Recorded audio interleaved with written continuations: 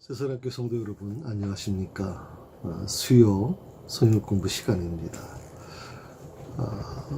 주일날 예배 드리고 나서 또 예배 가정에서 예배 드리신 분들이 대부분이었죠. 그래도 이렇게 또 수요일날 또 이렇게 성역 공부로 또 영상이지만 이렇게 만나게 돼서 너무 좋습니다. 지난 주까지 우리가 이제 요한복음 13장 1절에서 38절에 있는 말씀을 가지고 여러 주 동안 이 말씀을 가지고 같이 나눴습니다. 서로 사랑하라고 하는 주제로 같이 나눴죠. 특별히 이 요한복음의 가장 큰 주제라고 하면 사랑이거든요, 사실은. 그때 한번 기억나십니까? 네 편의 요한이 우리에게 전해주려고 하는 네 편의 메시지가 요한복음에 기록되어 있다고 말씀드렸죠. 첫 번째가 지난주에 공부했던 13장에 있는 말씀에서 서로 사랑하라고 하는 주제로 말씀드렸고요. 오늘부터 우리가 공부할 내용이 뭐냐면 주를 믿으라라고 하는 주제입니다. 그리고 15장에서 열매를 맺으라. 그리고 16장에서 승리를 누리라라고 하는 이 네 가지 주제를 가지고 우리가 같이 공부하게 되는데, 오늘은 두 번째 시간에 주를 믿으라라고 하는 주제로 한 몇 주간 같이 공부하게 될 것입니다. 특별히 이 요한복음 14장은 굉장히 중요한 장이라고 저는 생각을 합니다. 그래서 오늘 이 공부를 하면서 우리의 교리적인 부분도 그렇고요, 또 종말적인 신앙도 마찬가지고요. 이런 부분들에 대해서 우리 같이 은혜를 나눴으면 좋겠습니다. 요한복음은 전체 31절까지 되어 있습니다. 오늘 특별히 1절에 보게 되면 1절의 말씀이 아주 가장 중요한 요절이죠. 여러분 교재에도 아마 그렇게 나와 있을 겁니다. 1절 한번 같이 읽어봅시다.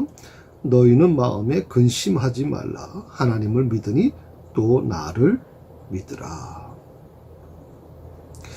여기서 이제 그 앞에 믿으니라고 하는 그 앞에 보면 작은 1번으로 되어 있잖아요. 믿고라고 하는 말로도 사용할 수 있다는 거니까 하나님을 믿고 또 나를 믿으라 라고 하는 말씀으로 이렇게 이해될 수 있겠죠.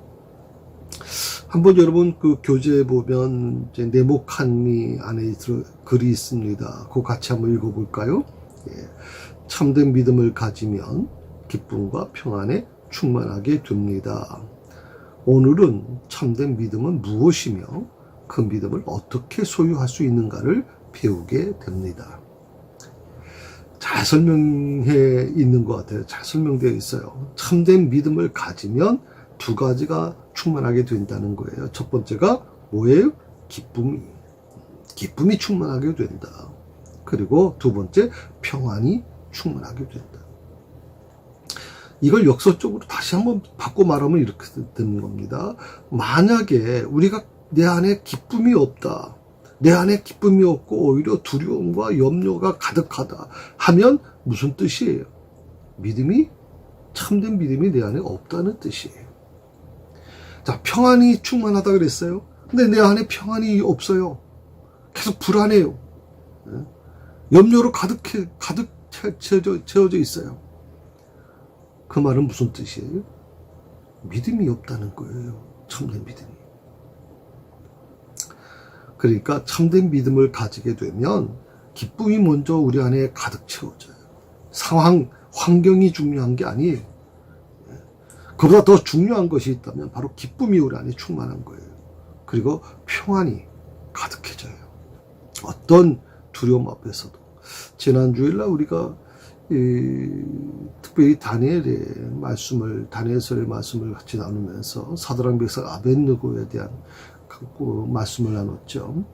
그때 왕이 사드락 메삭 아벳느고한테 이렇게 묻지 않습니까?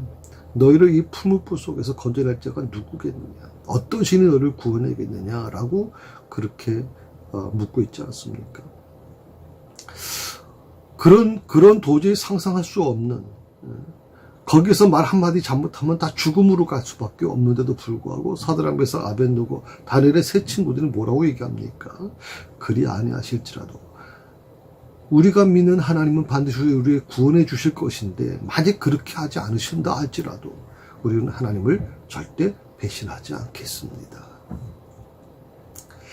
자, 기쁨과 평안이 충만한지 자신을 한번 돌아보세요. 내 삶을 한번 돌아보세요. 나는 지금 어떤 상황에 있는지를 한번 돌아보세요. 그리고 내가 예수를 믿고 내가 기도를 하는데도 불구하고 자꾸만 내 삶이 힘들어지고 불안과 염려와 그리고 근심이 나를 지배하고 있다면 내 믿음을 한번 점검해 보세요. 자, 그 다음에 뭐라고 나왔어요? 오늘 우리가 공부하는 내용이 참된 믿음이 과연 뭔가. 그래서 바로 이 부분을 우리가 공부하게 될 거예요. 참된 믿음이 뭔지. 그리고 그 믿음을 어떻게 소유할 수 있는 것인가. 그 믿음을 어떻게 내 것으로 만들 수 있는가 하는 부분을 우리가 배우게 됩니다. 자, 밑에 보실까요? 본문 살피기가 나오죠. 첫 번째 뭐라 그럽니까? 때, 장소, 등장인물을 말하시오. 자, 때는 언제입니까? 예수님의 순환 주간, 그 14장, 뭐 전부 15장, 16장 같은 내용인데요. 특별히 예수님의 그 마지막 일주일간의 그 삶이 나와 있죠. 그 주간의 모든 것이 나와 있습니다. 13장, 17장이 대표적인 건데, 특별히 그 내용 중에서 목요일 행적이 오늘 14장의 말씀이 주로 다뤄주고 있는 말씀입니다. 목요일 행적입니다. 장소는 뭐 우리가 아시는 것처럼 마가 다락방이죠. 예수님의 그 강론이 이루어진 곳이죠. 등장인물 한번 보실까요? 네, 혹시 미리 읽어보셨다면 등장인물에 나오는 인물들을 뭐 미리 찾아볼 수 있겠죠. 예수님 당연히 뭐 나오시겠죠. 그리고 두 번째 누가 나옵니까? 대표적인 사람이 나오죠. 도마가 나옵니다. 5절 한번 말씀을 보시겠어요? 예, 같이 읽어봅시다. 도마가 이르되 주여 주께서 어디로 가시는지 우리가 알지 못하거늘 그 길을 어찌 알겠사옵나이까. 이 물음은 굉장히 전 중요한 물음이라고 저는 생각을 하거든요.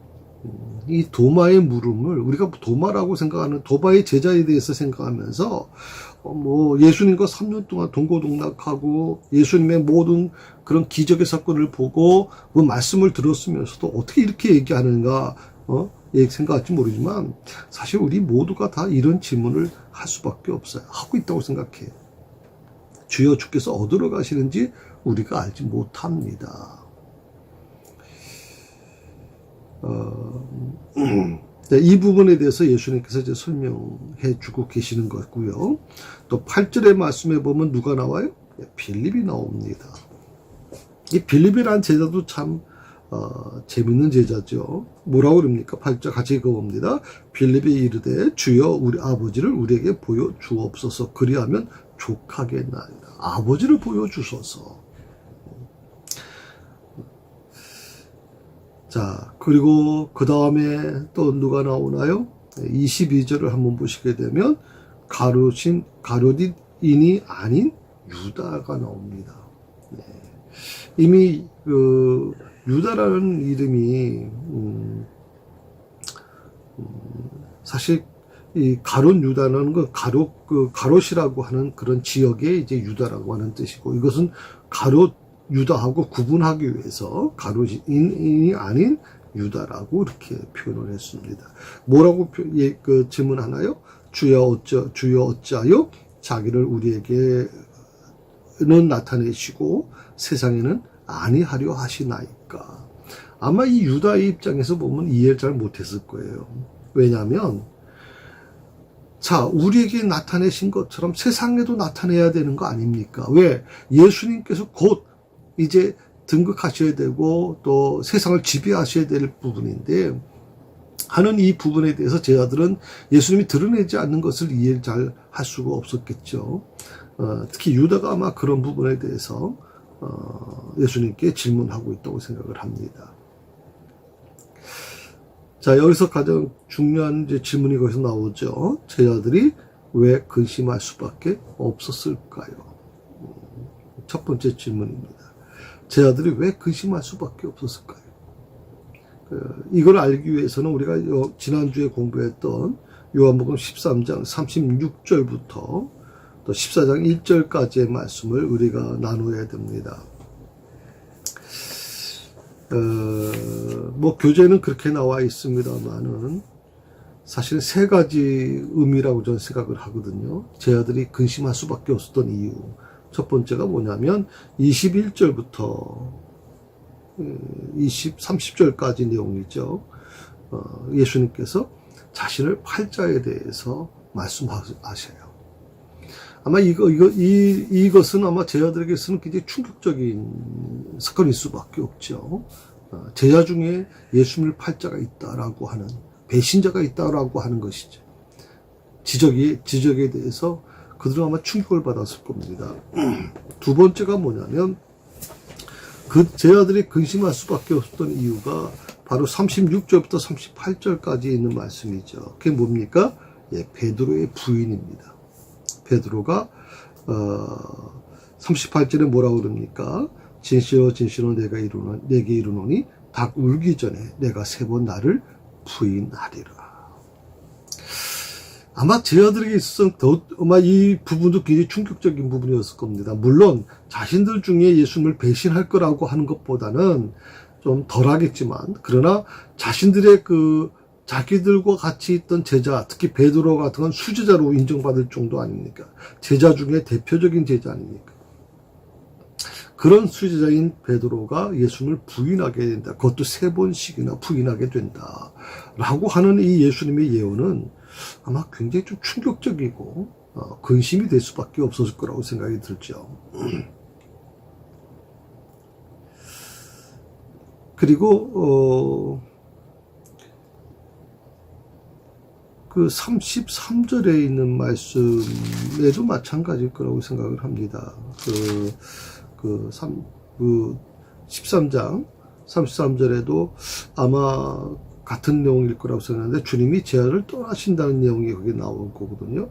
뭐냐면 내가 아직 잠시 너희와 함께 있겠노라. 너희가 나를 찾을 것이나 일찍이 내가 유대인들에게 너희는 내가 가는 곳에 올 수 없다고 말한 것과 같이 지금 너희에게도 이르노라. 유대인들에게 너희는 내가 가는 곳에 올 수 없다고 말한 것 같이, 예수님께서 제자들을 곁을 떠난다라고 하는 이 말씀을 들은 제자들이 굉장히 아마 근심할 수밖에 없었을 거라고 생각이 듭니다. 그래서 모든 제자들 마음속에는 두려움과 불안한 마음을 가지게 됐을 거라고 생각했죠. 그래서 주님이 위로하시는 내용이 오늘 쭉 나오게 됩니다. 자, 두 번째 질문입니다. 예수님께서 무슨 약속을 하시고 무슨 선언을 하셨습니까? 2절에서 6절까지 말씀인데 우리 천천히 한번 같이 읽어보도록 합시다. 내 아버지 집에 거할 것이 많도다. 그렇지 않으면 너에게 일렀으리라. 내가 너희를 위하여 거처를 예비하러 가노니 가서 너희를 위하여 거처를 예비하면 내가 다시 와서 너희를 내게로 영접하여 나 있는 곳에 너희도 있게 하리라. 내가 어디로 가는지 그 길을 너희가 아느니라. 도마가 이르되 주여 주께서 어디로 가시는지 우리가 알지 못하거늘 그 길을 어찌 알겠사옵나이까. 예수께서 이르시되 내가 곧 길이요 진리요 생명이니 나로 말미암지 않고는 아버지께로 올 자가 없느니라. 아주 유명한 말씀이죠. 길이요 진리요 생명이신 예수. 예수님이 자기를 그렇게 표현했어요. 길이요 진리요 생명이다. 특별히 오늘 1절에서 이제 7절까지의 내용이 이제 연결됩니다만은 13장에 있는 내용 중에 연결되는 부분이 있죠. 그것이 뭐냐면 조금 전에 우리가 같이 나눴던 가룟 유다의 배신입니다. 제자 중에 한 사람이 나를 배신할 것이다라고 말씀하셨고요. 그 다음에 33절에서 예수님이 자신들을 떠난다라고 말씀하고 계셨고요. 그리고 36절에서 38절에서 베드로의 배신에 대해서 예수님이 예고하는 내용이 나오죠. 이것 때문에 제자들이 근심하고 또 의기소침해 있었단 말이죠. 그런 제자들에게 주님이 하신 방법이 뭘까요? 자, 의기소침해 있습니다. 걱정하고 염려로 가득합니다. 어떻게 해야 되는지 우왕좌왕합니다. 자, 그런 제자들을 향해서 주님이 어떻게 그 제자들을 대하시는가 하는 내용입니다. 혼내셨나요? 아니요. 여기서 우리가 중요한 것은 비록 제자들이 3년 동안 예수님이 그렇게 훈련시켰음에도 불구하고 이렇게 연약한 모습을 보여주잖아요. 도마는 예수님이 가는 길을 알지 못한다라고 얘기도 하고, 그럼에도 불구하고 예수님이 하신 방법은요, 그들을 혼내지 않으세요. 오히려 주님은 말씀으로 그들을 위로하고 계세요. 그리고 용기를 심어주고 있습니다. 저는 그래서 굉장히 이 부분이 굉장히 좀 중요하다고 생각을 했거든요. 우리가 이 살아가는 과정에서, 또 신앙생활을 하는 과정에서, 물론 매듭을 짓는 건 중요하죠.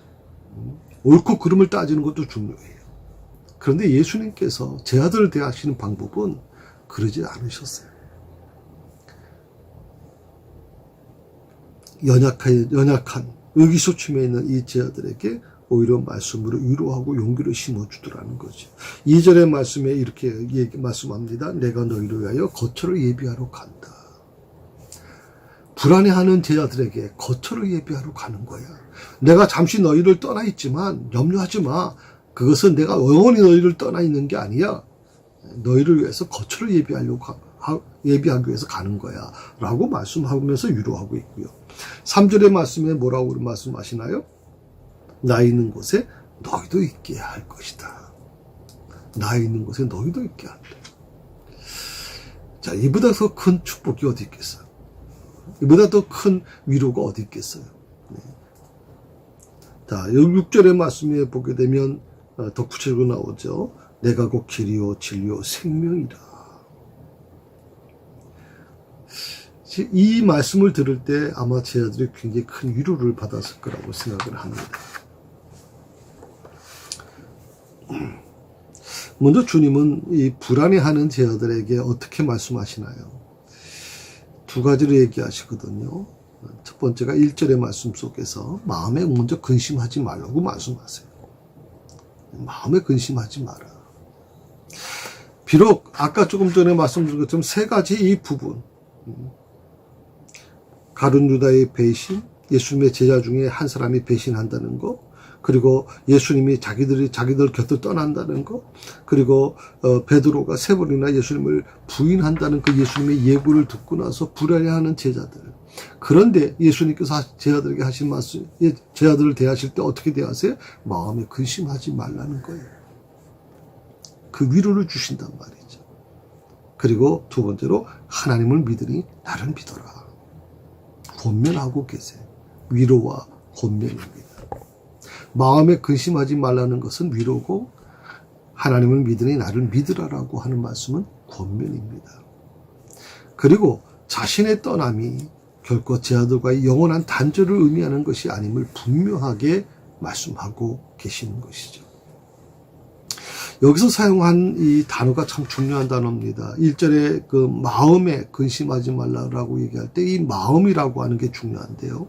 이 마음이라는 단어는 헬라어의 카르디아라고 하는 말을 썼어요.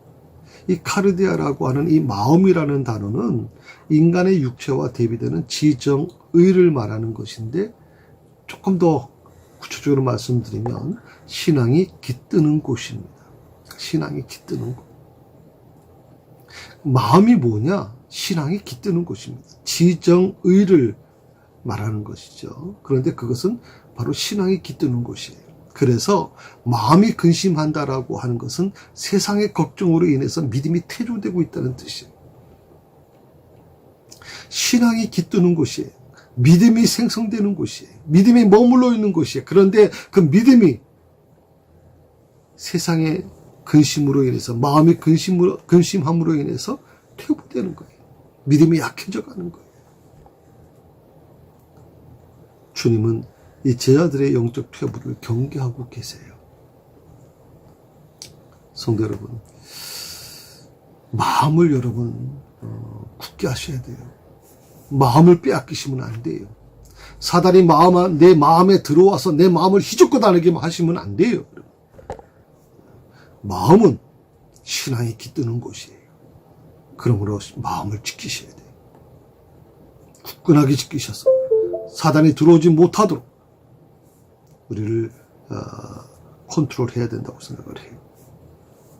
자, 근심하지 말라라고 할 때, 근심하지 말라라고 하는, 근심이라고 하는 말은 테라세스도라고 하는 말을, 세스도라고 하는 말을 썼는데, 그건 뭐냐면 지금까지 주님이 겪어왔던 마음의 상태를 의미하고 있거든요.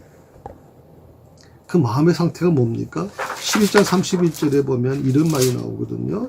이런 내용이 있죠.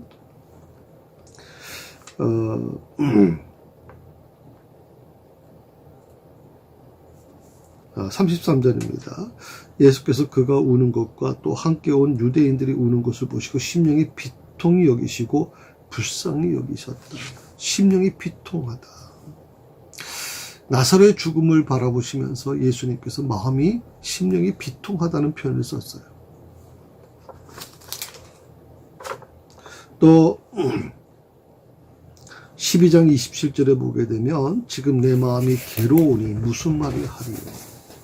마음이 괴롭다라고 하는 말을 썼어요.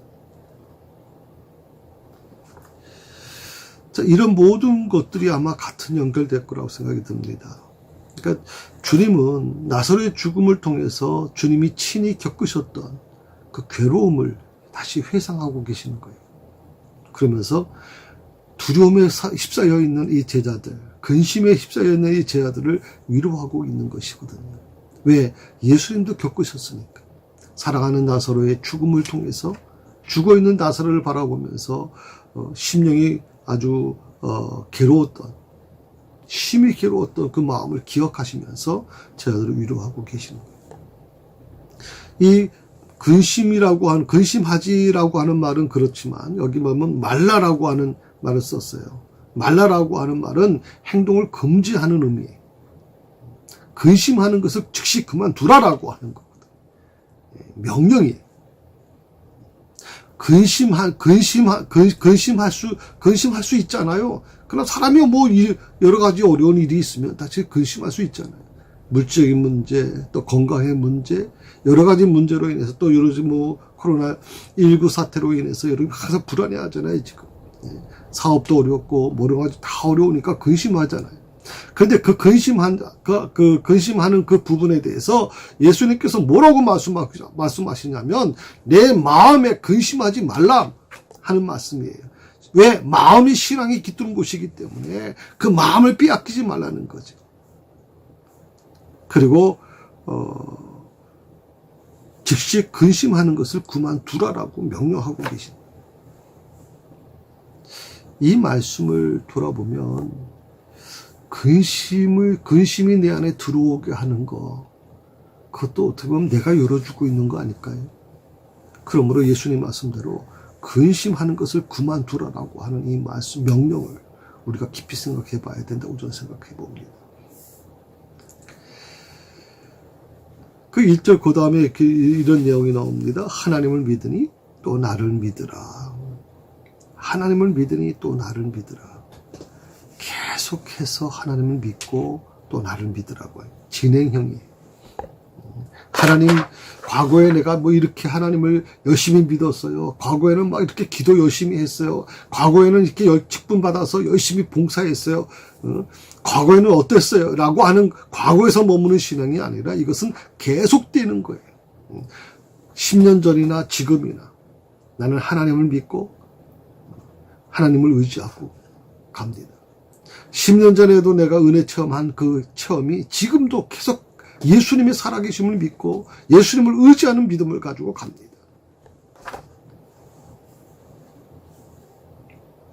그러므로 세상 근심을 근본적으로 벗어나는 길이 뭔 줄 아세요?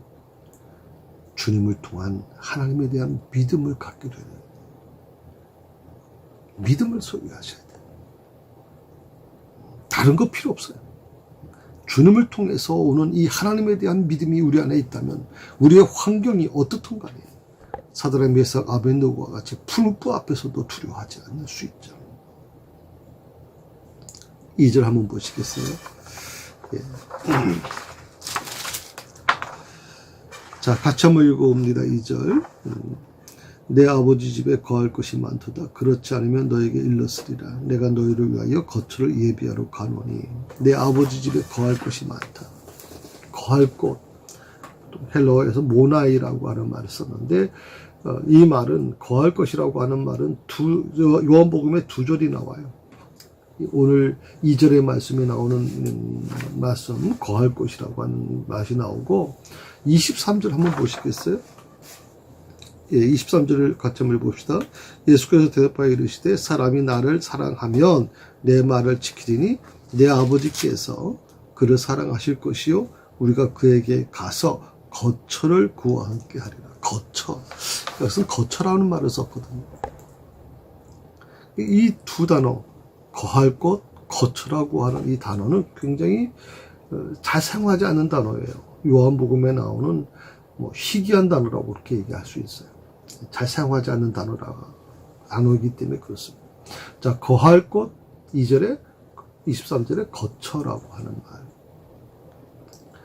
물론 거할 것이라고 하는 말은 내 아버지 집과 연결되어 있죠. 그 아버지 집을 얘기하는 것이죠. 장차 성도들이 성부 하나님, 성자 예수님, 성령 하나님과 함께 거할 천국에 바로 그걸 의미하는 것이죠.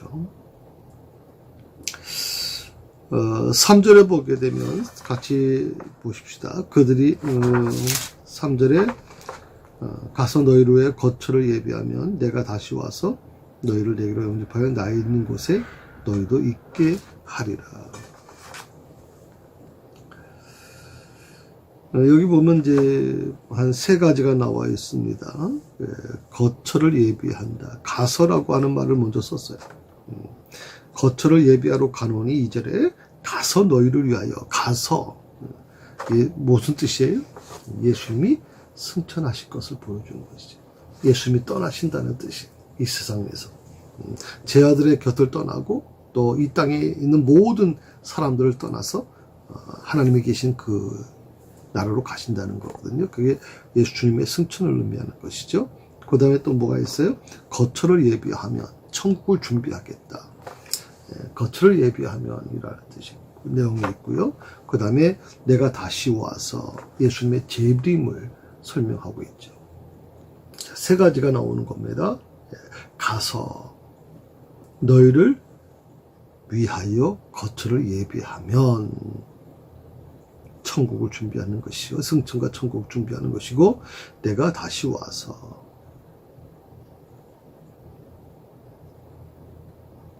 너희를 내게로 영접하여 나 있는 곳에 너희도 있게 하리라. 예수님의 재림을 의미하는 것이다.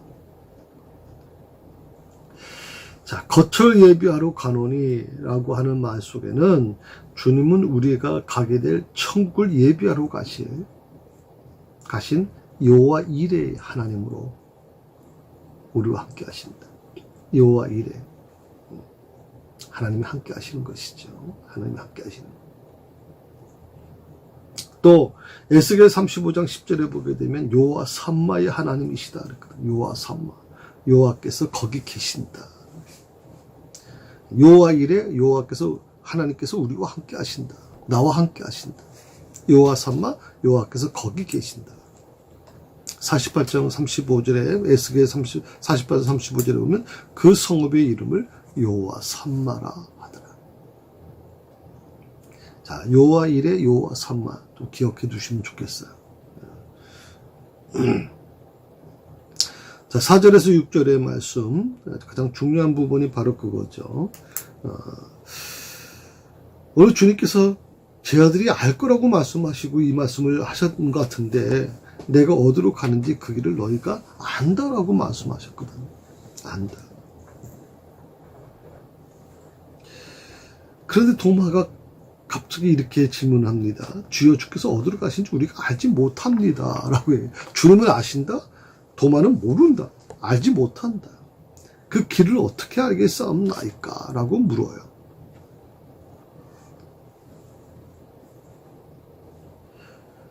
아버지 집에 이르는 길을 모른다.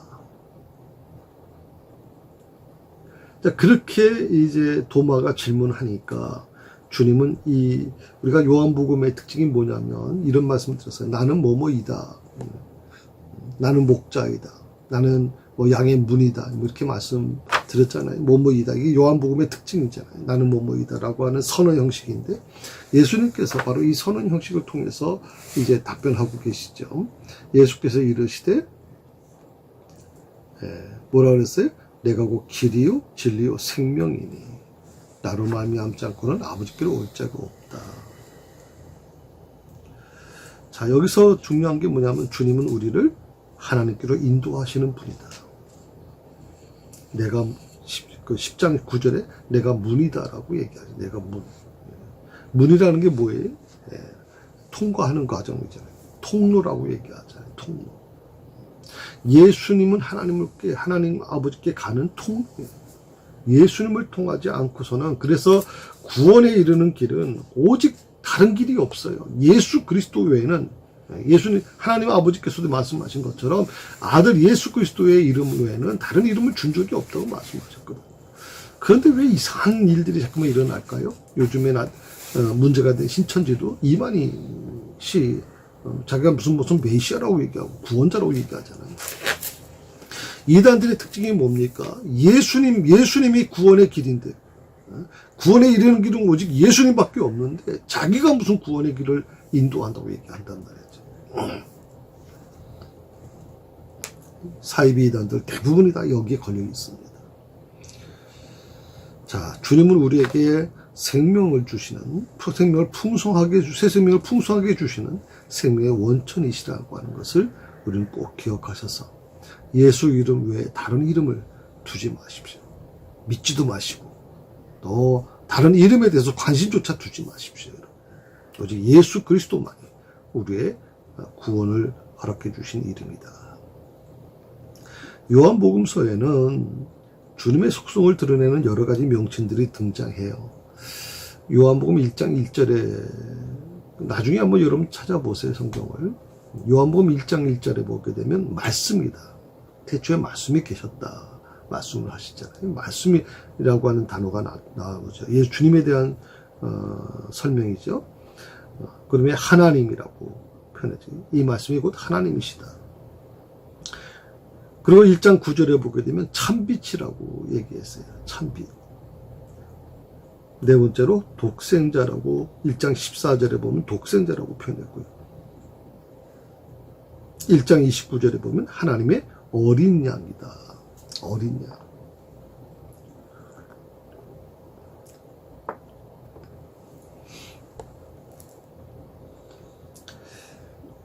그리고 1장 41절에는 메시아라고 표현을 했고요. 1장 38절에는 선생이라고 표현했어요. 49절에는 하나님의 아들이라고 표현이 나와 있고요. 49절 그 같은 구절에 보면 이스라엘의 임금이라고 표현했고요. 51절에 인자라고 기록되어 있고요. 3장 29절에는 신랑이라고 표현되어 있고 3장 13절에는 하늘에서 내려온 자, 3장 33절에는 하나님이 보내신 이, 4장 19절에는 선지자, 6장 35절에는 생명의 빛으로, 8장 25절에는 처음부터 말하여 온 자,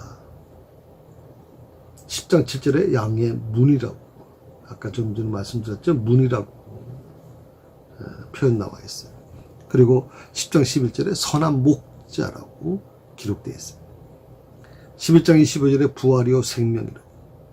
또 14장 6절에 우리가 오늘 공부한 내용처럼 길과 진리요 생명이라고 말씀하셨고 15장 1절에 참 포도나무라고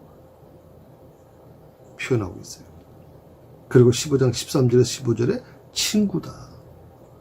그리고 주라, 큐리오스라고 하는 주. 자주 사용된 말이죠. 주. 자, 이렇게 23가지 정도 예수님에 대한 표현이 다양하게 나와 있거든요. 요한복음에서만. 왜 이렇게 요한이 주님의 명칭을 다양하게 표현했을까요?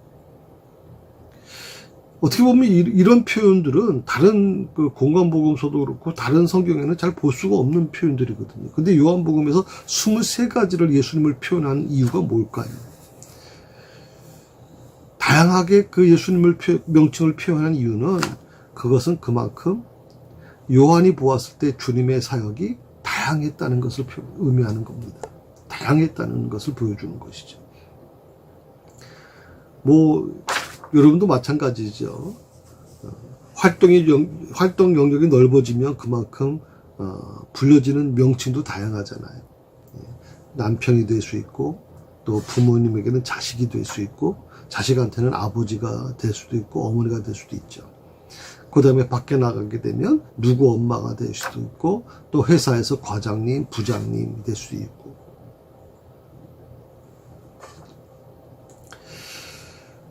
예수님께서 23가지의 이 명칭이 사용됐다는 거, 그만큼 예수님은 정말 바쁘게 사셨어요. 사역이 얼마나 다양했는지 몰라요. 그래서 예수님께서 이렇게 말씀하세요. 머리 둘 곳도 없을 정도로, 잠을 주무시지 못할 정도로 예수님은 바쁘게 일하셨거든요. 왜? 하나님의 나라를 위해서.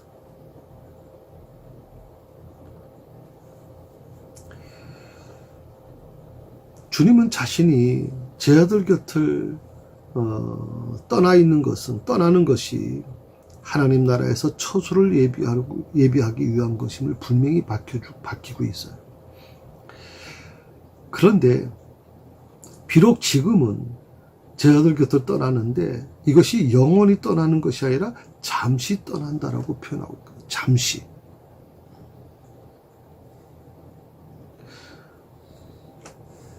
그리고 반드시 세상에 다시 와서 성도들을 하나님의 나라로 인도하실 것이라고 말씀하고 있어요.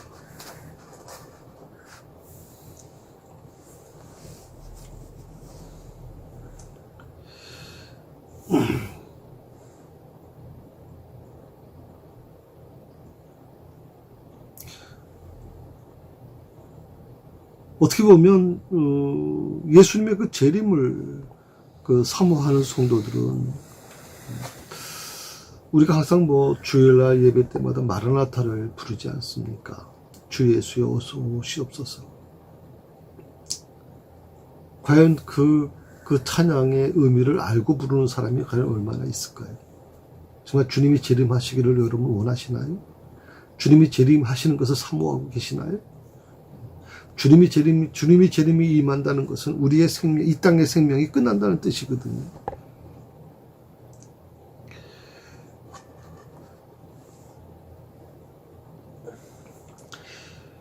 이 재림신앙이 어떻게 보면 굉장히 중요한 부분이에요. 왜냐하면 초대교회 성도들은 대부분 종말신앙을 갖고 있고 재림신앙을 갖고 있었던 사람들이거든요. 그런데 이 재림신앙, 종말신앙이 잘못되면 참 위험한 신앙이 되는 거죠. 이번에 그 신천지도 마찬가지고 대부분 사이비 이단들이 이 종말신앙을 잘못 이해하기 때문에 교회는 신앙이 변질되지 않습니까? 대표적으로 이 잘못된 종말신앙의 예가 2019년 10월 18일 날 있었던 네덜란드에서 있었던 사건을 좀 소개해 드릴게요. 네덜란드 그 북동부 드렌터라고 하는 그 시골 마을이 있어요. 사람들이 이렇게 많이 살지 않는 곳이라고 그렇게 얘기를 해요. 그런데 그곳에 종말을 기다리며 9년간 지하에서 거주하던 일가족이 경찰에 발각이 됐어요. 9년간을 지하에 살았단 말이죠. 왜? 종말을 기다린다. 굉장히 충격적인 사건이라고 이렇게 얘기를 한단 말이에요. 자, 종말이라고 하는 게 뭡니까? 두 가지로 나누죠. 하나 개인적인 종말이 있고 인류의 종말이 있어요. 개인적인 종말은 한 사람이 죽음을 얘기하는 거죠. 우리가 살다가 죽게 되면, 숨을 멈추게 되면 이미 개인적인 종말이 되는 거예요. 그리고 인류의 종말은 주님의 재림으로 인해서 인류가 끝이 나는 거예요. 초대교회는 이 종말신앙이 굉장히 강했어요. 주님이 곧 재림하실 거라, 그 주님이 다시 오실 거라고, 그런 신앙으로 살았던 사람들입니다. 근데 우리는 너무 이 종말신앙이, 재림신앙이 너무나도 희석된 것은 아닌가. 정말 재림신앙을 사모하며 기다리는 사람들이 과연 얼마나 될까요?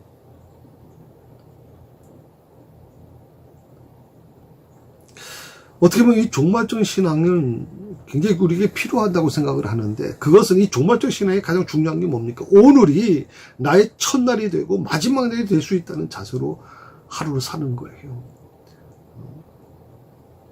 흐지부지 사는 게 아니라 이 오늘 하루의 삶이 나의 첫날이 되고 마지막 날이 될 수 있다라고 하는 그런 결단을 가지고 살면 매일매일이 어떻게 보면 종말적인 신앙을 가지고 살아갈 수 있는 거죠. 그 매일매일이 얼마나 귀하겠어요. 다만 우리가 기억해야 될 게 뭐냐면, 주님 재림은 도둑처럼 임한다고 얘기하거든. 도둑처럼 예고 없이 온다는 거예요. 하늘 천사도 모르고 아들도 모르고 오직 아버지만 아신다, 이렇게 얘기했어요. 그렇기 때문에 지혜로운 다섯 천사처럼 등과 기름을 준비하고, 그리고 깨어 있어서 신랑을 맞이하는 그런 마음의 자세만 있다면 우리는 재림을 두려워할 필요가 없죠.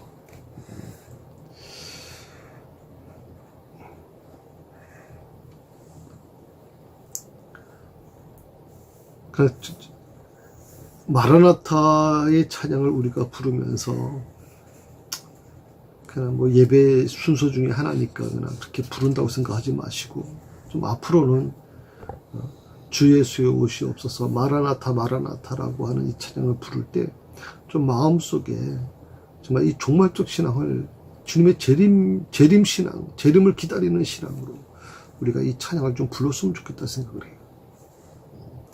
그럴 때 우리의 삶이 저는 달라질 거라고 생각이 합니다. 이 세상에 겨우겨우 어쩔 수 없이 살아가는 게 아니라 세상 속에서 하나님의 자녀로서 재림신앙을 사모하는 자들로서 첫날과 그리고 마지막 날 모든 것이 정말 종말적 신앙으로 살아가게 된다면 오늘 하루는 우리에게 가장 귀하고 소중한 하루가 되지 않겠습니까? 성도 여러분, 코로나19로 인해서 많이 지치고 힘드시죠? 그렇지만 오늘 이 말씀을 기억하셔서 우리의 삶이 늘 좀 이 종말적인 신앙, 재림 신앙을 무장해서 하나님의 영광을 드러내는 그런 삶이 됐으면 좋겠고요. 교회도 마찬가지고 여러분 자신도 마찬가지입니다. 교회, 요즘에 교회에 대한 이미지가 많이 안 좋지 않습니까? 뭐 욕도 많이 얻어먹습니다. 그런데 한 가지 중요한 것은 우리가 이 재림신앙이 무장되어 있다면 두려워하지 마십시다. 어떤 상황에서도 믿음을 가지고 끝까지 주님을 의지하고 나가는 우리 모든 성도들이 될 수 있기를 바랍니다. 기도하십시다. 하나님 아버지, 감사합니다. 오늘 주를 믿으라라고 하는 주제로 14장에 있는, 요한복음 14장에 있는 말씀을 이제 공부를 시작했습니다. 아마 몇 주에 걸쳐서 이루어지게 될 겁니다. 다만 한 가지, 우리의 마음속에 오늘 주님께서 말씀하신 것처럼 정말 주님의 재림을 사모하며 종말적인 신앙으로 우리가 무장되지 않는 한, 그러나 일구 앞에서 우리 신앙이, 하나님 믿음이 흔들리는 그 많은 성도들의 모습을 우리가 보게 되는데, 정말 주님 재림할 때 얼마나 많은 시련이 우리에게 있을까요? 이 세상이 정말 격동할 텐데 우리의 믿음을 끝까지 지킬 수 있는 사랑하는 성도들이 될 수 있도록 하나님 도와주시고 인도하여 주시옵소서. 삶을 통해서 오직 하나님께 영광이 되게 하시고 오늘 하루의 삶을 정말 주님을 위해 사는 삶이 될 수 있도록 축복해 주옵소서. 예수님의 이름으로 기도드립니다. 아멘.